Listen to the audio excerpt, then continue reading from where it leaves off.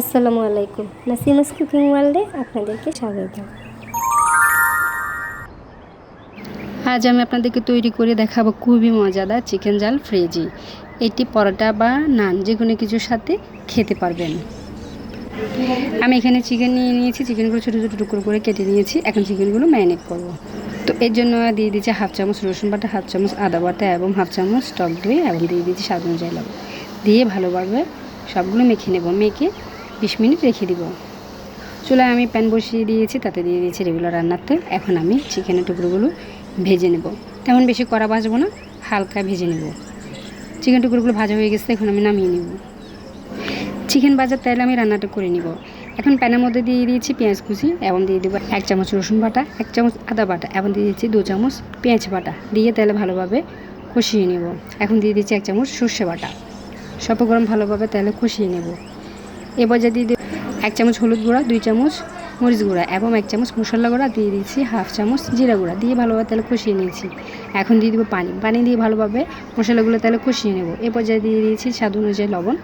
মশলাগুলো সব কষানো হয়ে গেছে। এখন দিয়ে দিব মাংসগুলো। বেঁচে রাখা মাংসগুলো সব আমি দিয়ে মশলার মধ্যে ভালোভাবে নেড়ে চেড়ে কষিয়ে নেব।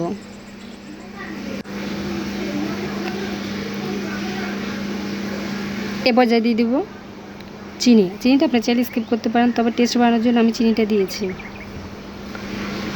মাংসটা মশলা কষানো হয়ে গেছে। এখন দিয়ে দেবো পানি দিয়ে মাংসগুলো ভালোভাবে কষিয়ে নেব। এখন এই পর্যায়ে দিয়ে দেবো 1 চামচ সয়া সস এবং দিয়ে দেবো 2 চামচ ওস্টার সস এবং দিয়ে দেবো 1 চামচ ফ্রেশ ক্রিম এবং দিয়ে দেবো 2 চামচ টমেটো সস। এখন ভালোভাবে নেড়ে চেড়ে মাংসের সাথে মিশিয়ে নেব। এখন এই পর্যায়ে দিয়ে দিব কিউব করে কেটে রাখা পেঁয়াজ। আমি পেঁয়াজগুলো কিউব করে কেটে রেখেছি। এই যে এখন সব মাংসের মধ্যে দিয়ে দিব এবং আর দিয়ে দিব কাঁচামরিচ ফালি। দিয়ে এখন ভালোভাবে মাংসের সাথে মিশিয়ে নেব। ভালোভাবে নেড়ে চেড়ে দিতে হবে। আমার মাংস রান্না অলমোস্ট হয়ে আসছে। এই যে দেখতে পাচ্ছেন আমার মাংস রান্না কমপ্লিট। এই মাংসটা খুবই জুসি হয়। এখন গরম গরম পরিবেশন করব। তৈরি হয়ে গেল খুবই মজাদার চিকেন জাল ফ্রেজি। এই চিকেনটা খুবই সসি এবং জুসি হয়। এই চিকেন পরোটা বা নানের সাথে খেতে অনেক টেস্ট।